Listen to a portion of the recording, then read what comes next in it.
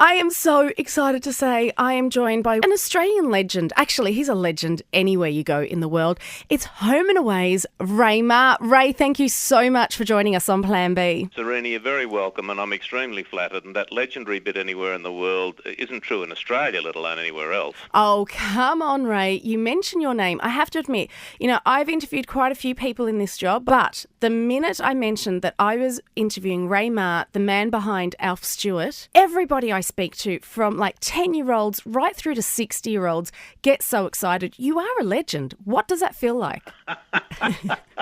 It feels like, it feels like I'm a jobbing actor who's been a bit lucky to have worked in Australia probably for about, since about 1970, however long that is, and was very lucky in the 20 or so years before Home and Away started with films and miniseries and God knows what else, and some stage stuff. And then Home and Away started, and the older, more cynical actors thought, well, we might get 3 months' work out of this.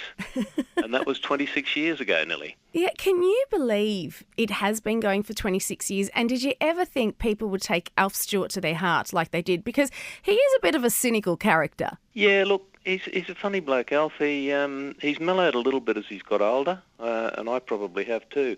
His language is so colourful, and thanks to you, people think that I go around saying "stone the Flamin' Crows" and "yeah, Flamin Gallah." I mean, where did you get those terms? Yes, we use them sparingly in Australia, but everyone thinks thanks to Alf Stewart, they are constantly used. Yeah, look, the writers wrote which one, but I can remember some of the ones that they didn't write. And the others were sort of collected by me from when I was a kid in the bush growing up. I remember a stock and station agent in an outback Queensland town called Dirranbandi, which is about 500 miles inland from Brisbane, where I grew up. And this stock and station agent used to drink OP rum and Coke, and the longer the day went, the more OP rum and the less Coke, and he would fit "stone the Flamin' Crows" 5 times into any given sentence. You stone the Flamin' Crows, mate, you wouldn't buy that mob of cattle for that amount of money. Stone the Flamin' Crows, what's he think he's doing, charge you that? You got to be flaming kidding, have another drink for God. Stone the Crows, mate, have a proper one, top it up a bit. He's one of those sort of guys. So has that become your favourite Alfism? Stone the Flamin' Crows? Yeah, probably. Strike me roan, strike me handsome, strike me lucky, strike me... there was an old vaudevillian character in Australia called Roy Reen, and the character he played was Mo McCackey, and he used to say, strike me pink all the time, as in, may the Lord strike me until I'm pink. And again, in that Dirranbandi area, blokes got a bit bored with the colour pink, and they'd, strike me roan, or strike me. Ugly blokes would say, strike me flamin' handsome. And there was all of that sort of stuff used to happen, and I remember those things with a lot of love. Now, Alf has had so much happen to him. His wife died, then appeared to him as a ghost, then he was charged with murder, he's been to jail, and he's dealt with so many rascals.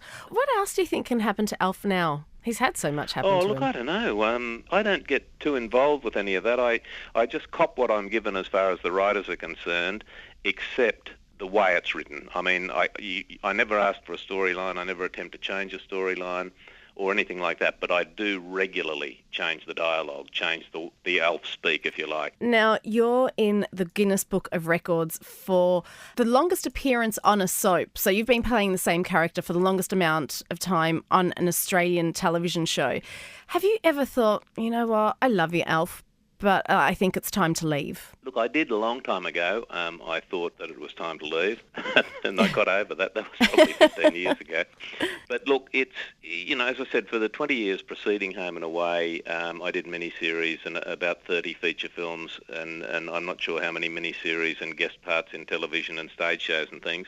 And a lot of that, you were travelling away from home and all of that, and that is the lot of the jobbing actor, if you like, to be on the road and doing whatever you do. But after a year or so, a couple of years of Home and Away, being able to live at home, I sort of quite liked that. And it was regular employment, regular money. The whole thing had a sort of a normalness about it, if you like. And I was able to refresh all that and stay sane by each Christmas going to the UK and doing a pantomime or something like that, playing Captain Hook in Peter Pan or Ebenezer in Aladdin. that sort of thing. And then the last few years it's been in the West End doing Priscilla Queen of the Desert, which has been great fun. Yeah, now, while you were playing in the West End, Chris Hemsworth came to visit. So do you still keep in contact with some of the past cast members of Home and Away? Oh, yeah, with some of them. Chris came and we had dinner. That was all pre-arranged. We had dinner afterwards, and with a couple of Home and Away crew, actually, who were in London at the time. And, look, he's a delightful bloke, and it's just one of those things where it's really nice to see nice people get ahead like that, and he's doing such a wonderful job, and it's good to see him doing so well. There have been so many stars from Home and Away go on and make it big in Hollywood. Do you sometimes watch on like a proud dad and go, wow, I knew you when, and now look at what you're doing now? And what do you think is the secret behind the success of these stars that start off on Home and Away? The majority of the ones that have done really well come into our show having done very little, and they're nice people for a start.